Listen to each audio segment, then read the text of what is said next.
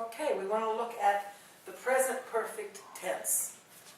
What's the present perfect? The nice thing about the perfect tenses in Spanish is they work the same way they do in English, so it's not hard for us to make the substitutions. Present perfect tense in English would be things like I have studied. We have eaten tacos there.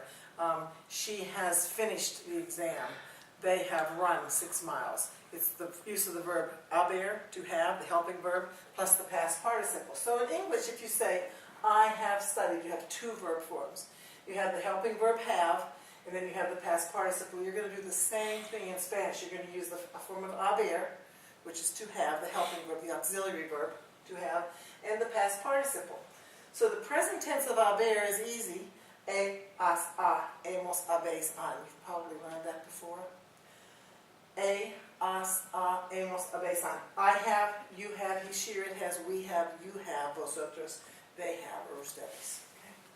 You're going to team that up with the past participle. Now the past participle in Spanish, for AR verbs, regular AR verbs, is going to end in ADO, and for IR verbs, it's going to end in IDO. So for example, hablar, H-A-B-L-A-R, you're going to take off the A-R, and you're going to add ADO. So it's hablado, spoken.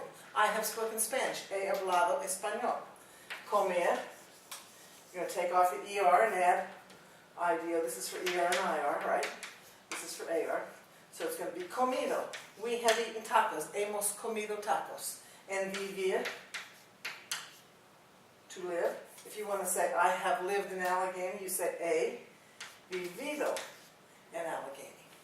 Most of your verbs are regular, and so they're going to be formed this way. You don't have to worry about stem changes. You go back to the infinitive. You take the infinitive, remove the ending, the A or E or I, or and add ado or ido, either one. So for most of them, that's the way it'll work. You have a few irregulars. You have abrir, to open. So if you want to say open, you say abierto. I have opened the door. He abierto la puerta. Cubrir, covered, you'd say cubierto. Now, any verb that has one of these as its root is going to have the same irregularity. So descubrir is going to be like cubrir, so it's going to be descubierto. Decir is dicho. Escribir is escrito. Now, if escribir is escrito, what will describir be? Descrito, right? Descrito. Same thing, same irregularity. Volver is vuelto. Alright, so if volver is vuelto, what will envolver be? This is returned. Envolver is to wrap, right? So wrap would be envuelto. Exactly the same. Oops. Exactly the same. Devolver, to return.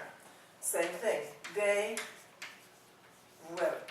Devuelto. Hacer is hecho. Morir is muerto. Poner is puesto. Okay, so if poner is puesto, oponer would be opuesto. Resolver, resuelto, ver visto, and romper is roto. So you're going to team up a form of haber with one of the past participles. So if you want to say, we have spoken, what will that be?